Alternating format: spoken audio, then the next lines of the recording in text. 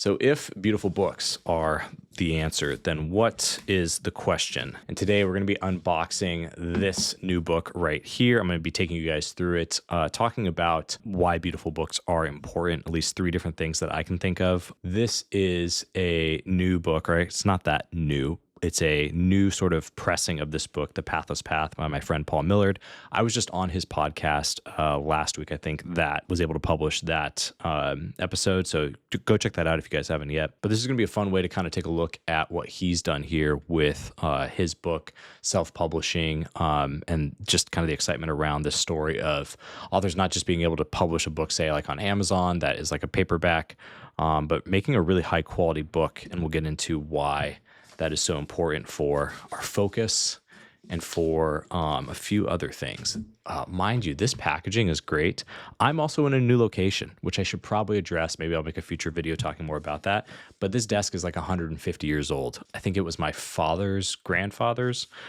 That's pretty wild, but we'll get into that later. How cool is this? So Paul sent me a really nice note. It is such a blessing to have gotten to know you on this journey. Same, Paul, igual, as we would say in Espanol. For those of you who don't know, The Pathless Path, Paul Millard released this book as a paperback, I think 3 years ago now. Paul actually reached out to me because he was looking for other creators who were dads that kind of had found their way out of the corporate world and found their way, into the creator life, I guess, and more of a pathless path, not following what he calls the default path. And we've been good friends ever since. We've met up in public a few times and then also just chat online as well. But he is a really good dude.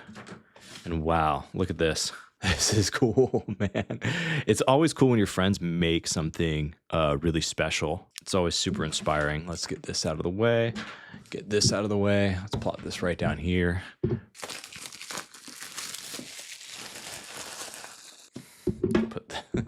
Need to put this away.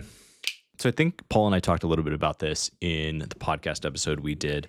Before I pulled this out of the slipcover, I started getting into more beautiful books, we'll say. I was looking at the Kickstarter from 11, almost 12 years ago. I backed a project called Bibliotheca, or Bibliotheca. I don't know how they pronounce it in English, but I'm going to, I guess, call it Bibliotheca.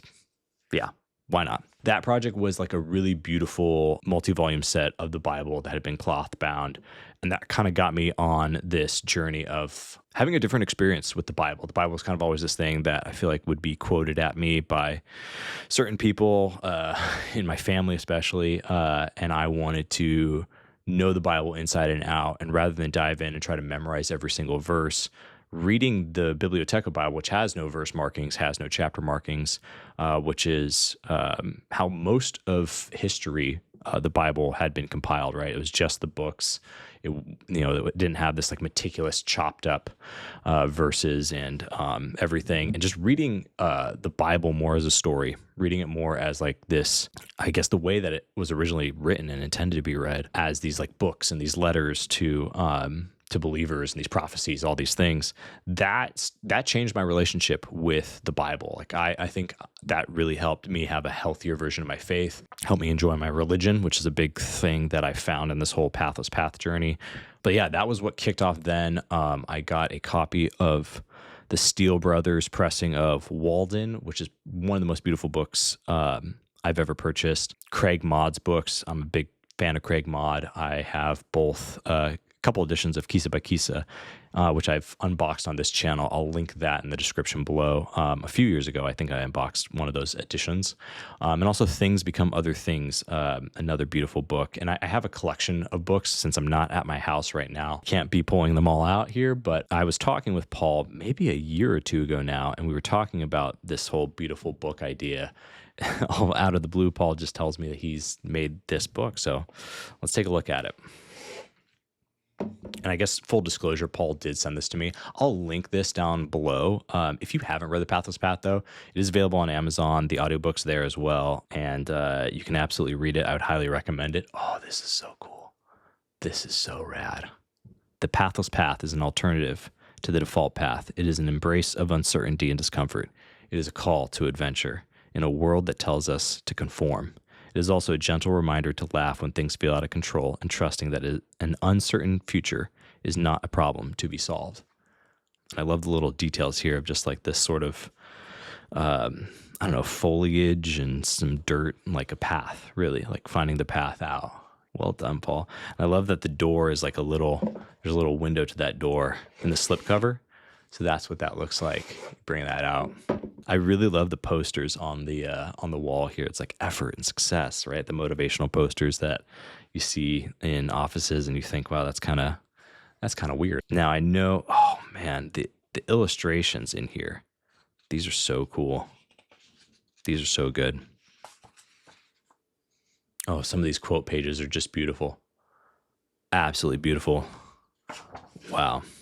I'm just going to leave this open on this page right here because this book is just so incredible. As I flip through this, I'm going to talk about 3 different things about why beautiful books are so important and that sort of story about coming back to a book and having a different relationship with a book. I think one of the big questions that people are asking here at the end of 2025, going into 2026, as I'm recording this video, is how do I spend less time on my phone? For me, I did not even know it, but having beautiful books in my library that I return to often, I'll reread Walden pretty much once a year. I try to read through the Bible at least once a year, if not a couple of times a year. Usually when I need photography inspiration, I'll go to Craig Modd's books, or if I need just like design inspiration or even just inspiration to keep going forward as a solo creator, individual creator, whatever this life is. These are so good.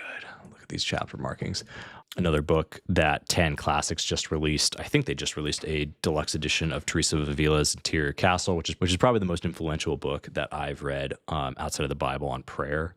And that has changed my life, which I don't say lightly. But when I'm sitting with a book, I can sit with a book for 5 minutes or 2 hours, and that is all time that is not screen time. And once you start developing that habit, maybe it starts with just reading a little bit on your Kindle, reading a little bit on your phone. That's how it started for me. But once you get these beautiful books that you just love picking up, and there are these artifacts that live in your world, when you put the phone down, you can look onto your shelf and go, oh, wow, look at this really beautiful thing that is in my space, in my life.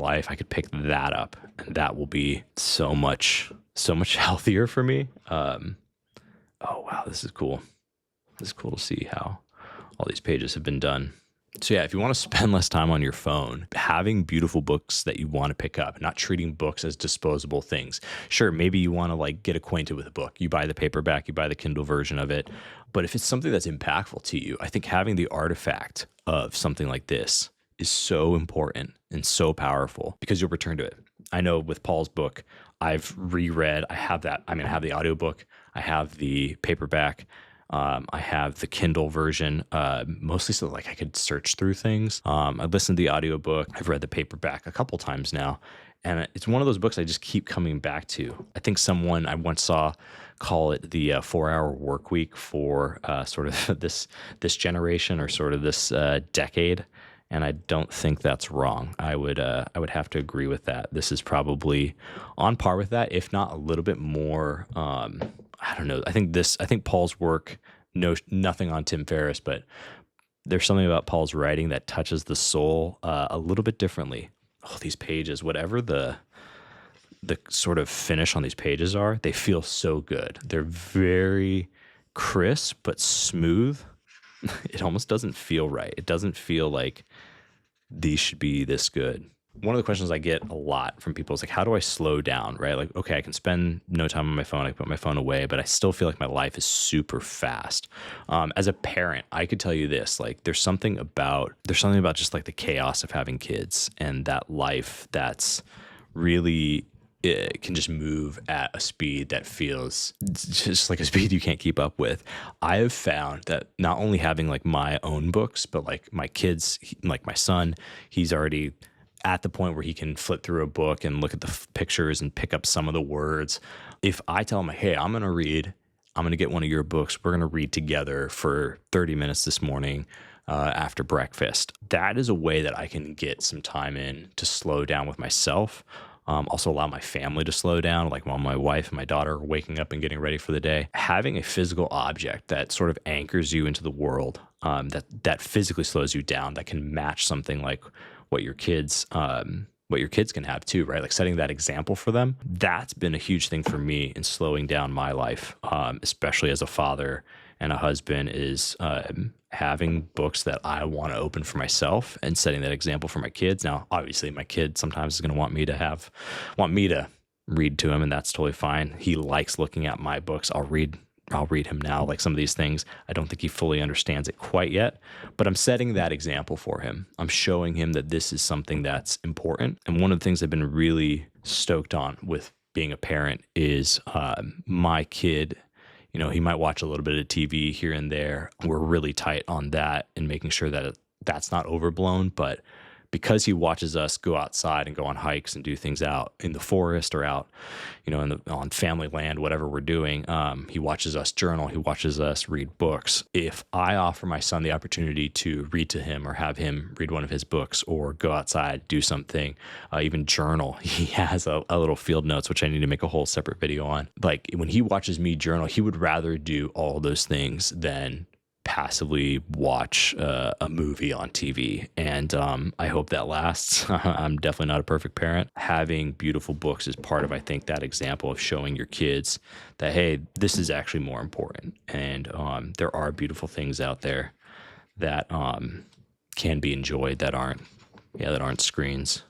This even comes with a very beautiful blue ribbon bookmark that is in there. Quite nice. That's cool. That's really cool. Finally, one of the things that I have had come up in some conversations with fellow creators who aren't yet parents, who haven't gone down the pathless path or haven't pursued the thing that they want to pursue, in part feel like they can't go pursue that thing because they need to be in their job, making money, so they can either get certain assets or have some status to find a partner and build a family.